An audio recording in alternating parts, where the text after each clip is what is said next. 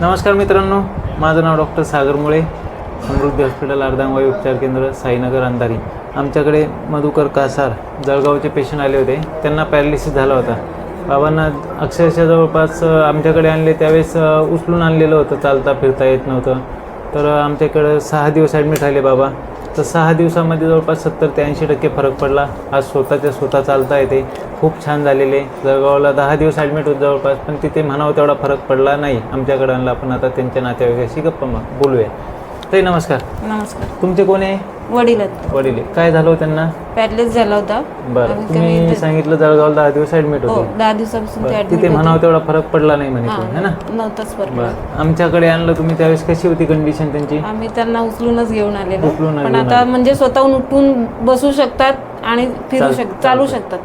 किती दिवस ॲडमिट राहिली ते? 6 दिवस. 6 दिवस. 6 दिवसात चालता फिरता यायला लागला आता. म्हणजे पकडायची आवश्यकता नाही, स्वतः चालताय. चालतंय, म्हणजे उठून बसू शकतात तसं. बरं. आणि बरं, कशी वाटली आमच्या हॉस्पिटलची सुविधा वगैरे तुम्हाला? छान आहे. ट्रीटमेंट पण चांगलं आहे. थेरपी वगैरे? हो. स्टाफ कसे? आमचा स्टाफ पण चांगला आहे. चांगला आहे. हो, सगळे हसते खेळते आहेत. बरं, काही इथे काही तुम्हाला अशी कमतरता वाटली किंवा हे पाहिजे होतं असं काही? नाही, तसं काही नाही. तुम्ही समाधानी आहे का? बरे झाले का आता? चांगलं झालं ना? बरं वाटतंय? तर बघितलं मित्रांनो, बाबांना पॅरालिसिस झाला होता आणि इथे आणलं. 6 दिवसात 70 ते 80% फरक पडला. तुमच्याकडे जर कोणी पॅरालिसिसचं पेशंट असेल किंवा तुमच्या आसपास असेल तर 21 आमच्या हॉस्पिटलला नक्की भेट द्यावी, जेणेकरून लवकरात लवकर आपल्याला त्यांना बरं करता येईल.